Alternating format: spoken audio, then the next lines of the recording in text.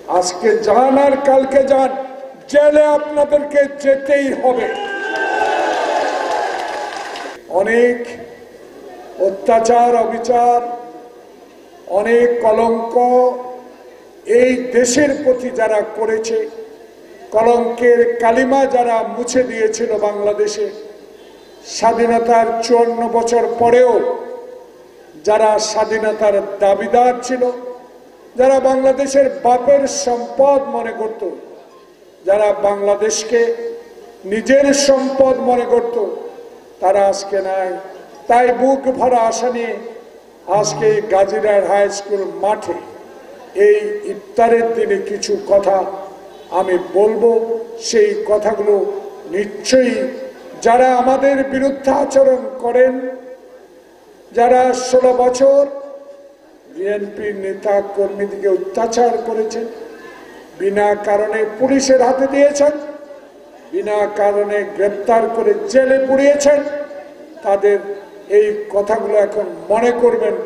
এই কারণে যদি এখন পুলিশ 16 বছরে যারা অত্যাচার করেছে, অবিচার করেছে, যারা ওয়ার্ডের গম লুট করেছে, যারা ইউনিয়ন কাউন্সিলের টাকা লুট করেছে, যারা খবরদারি করেছে, তারা যদি আজ আইনের আওতায় আসে, দয়া করে আমার বিএনপি নেতা কর্মীদের উপর দোষারোপ করবেন না। কারণ আপনাদের খাসিলতের কারণে, আপনাদের লুটের কারণে, আপনাদের অত্যাচারের কারণে, আপনাদের অবাঞ্ছিত কাজ করার কারণে আজকে আপনাদেরকে জেলে যেতে হবে।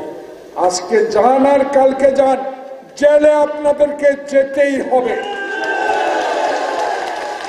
কিন্তু আমাদের একটা দুঃখ আছে, আমার বাম পাশে অনেক নেতা যারা দীর্ঘদিন রাজনীতি করেছে, যারা দীর্ঘদিন বাংলাদেশের ইতিহাস, শেখ মুজিবের ইতিহাস, শেখ হাসিনার ইতিহাস বলতে গিয়ে কারাবরণ করেছেন, মিথ্যা মামলা খেয়েছেন, তাদেরকে উদ্দেশ্য করে আমি কয়েকটি কথা বলি। যারা গাজীরহাট বাজারে মিছিল করার সাহস করেছেন, যারা গাজীরহাট মোড়ে হাসিনা বিরোধী মিছিল করার সাহস করেছেন, তারাই প্রকৃত বিএনপি, নতুন বিএনপি বিএনপি নয়। প্রিয় বন্ধুগণ, একটু আগে এই ব্যানারে একটি নাম আছে, হারুন রশিদ। উনি আজকে এখানে আসতেন, মনের কথাগুলো বলতেন, অনেক ইতিহাস তুলে ধরতেন।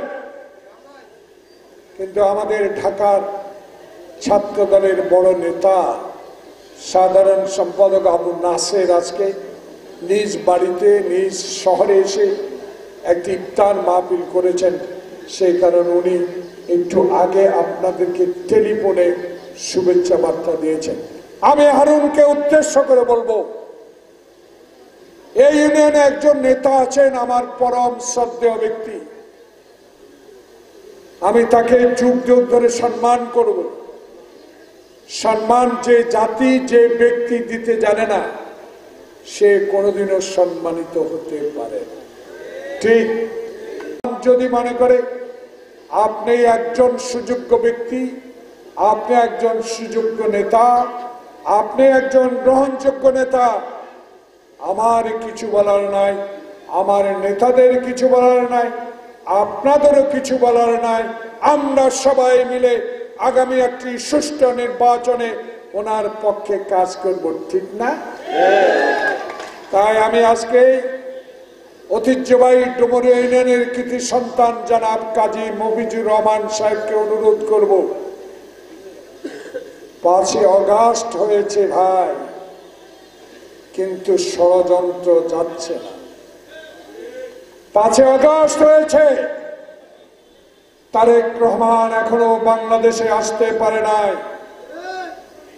5 আগস্ট হয়েছে, গাজীরহাটে আওয়ামী লীগের মাস্তানি বন্ধ হয়েছে, কিন্তু এখনো মেঘে আকাশে মেঘ, এখনো ষড়যন্ত্র চলছে, এখনো নতুন নতুন কিছু লোক নতুন দল করে আমাদের বিরুদ্ধাচরণ করে যাচ্ছে, জনগণের মতের সাথে একমত পোষণ করছেন না।